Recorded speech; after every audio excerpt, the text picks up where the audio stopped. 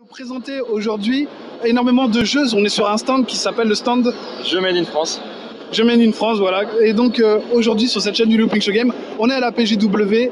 C'est magnifique, c'est énorme. Franchement, je vois des jeux dans tous les sens. Et Tanguy va nous parler de ces jeux. Donc est-ce que tu peux nous faire déjà une présentation globale des jeux? Oula, alors il y en a beaucoup. En fait, ouais, le stand Jeux Made in France, c'est un stand au sein de la Paris Games Week qui cherche à mettre en avant la création française au milieu d'un gros événement comme ça, avec des géants comme PlayStation, Nintendo, et de faire une place aux petits indépendants en particulier. Donc il y a 30 jeux différents qui sont sur le stand, j'aurais du mal à tous les citer, mais ça va de vraiment des petits indés où c'est deux mecs qui font ça à côté de leurs études.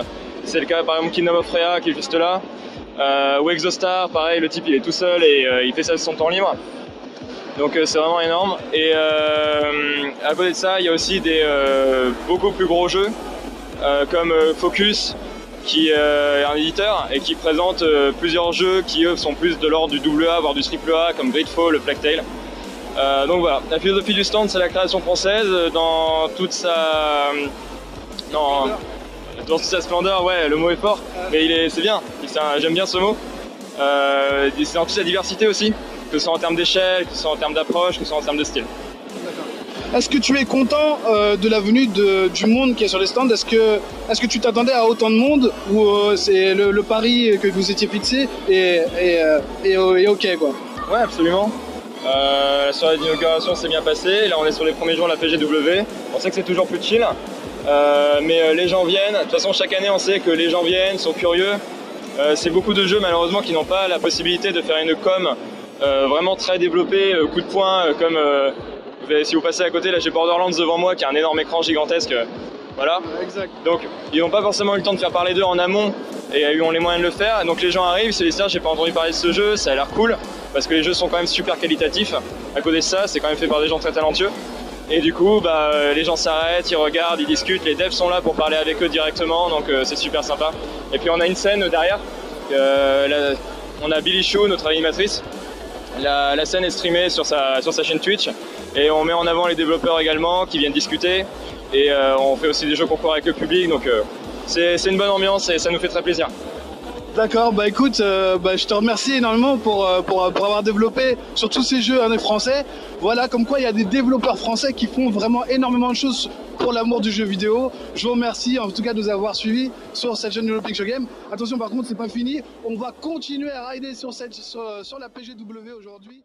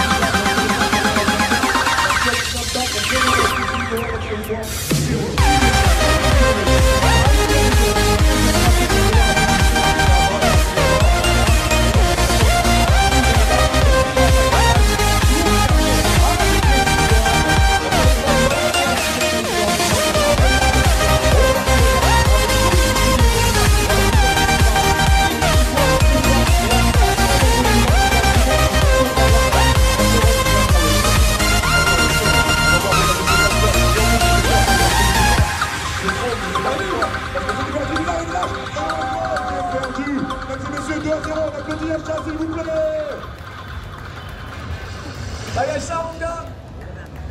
GG aux deux participants. Regarde comment il transpire.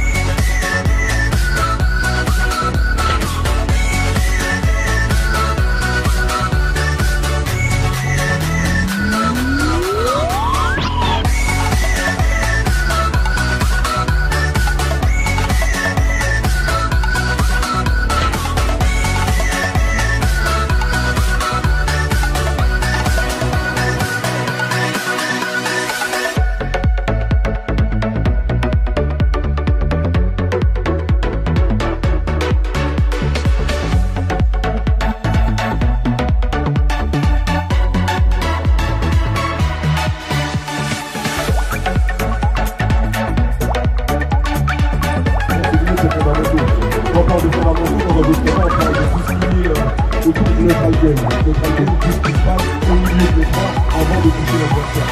Donc le déplacement, on appelle en anglais le pushing, on a le spacing, on a géré l'espace entre l'adversaire et soi-même, on a le zoning qui correspond à garder l'adversaire dans une zone sur l'écran tout en essayant de ne pas le faire rentrer dans la vôtre. On a quoi encore? On a les anti-airs pour empêcher l'adversaire qui saute sur vous de vous taper. On a le jeu de poker, bref, on a encore plein de trucs. On verra à travers ce PDF. N'hésitez pas à m'arrêter dans les 15 prochaines minutes s'il y a quelque chose que vous ne comprenez pas, parce que je suis là pour ça et je fais tout seul, c'est pas mal. Voilà, connaissance des match-ups. Connaissance des match-ups, super important des autres combats, comme la plupart des gens ici l'ont dit. Il y a des gars qui jouent à des autres combats. Aïe aïe aïe. Et en plus, si sépare les joueurs avancés, les joueurs en match-up, qui a juste qui commencent à évoluer. Une fois qu'on a un bon niveau de jeu,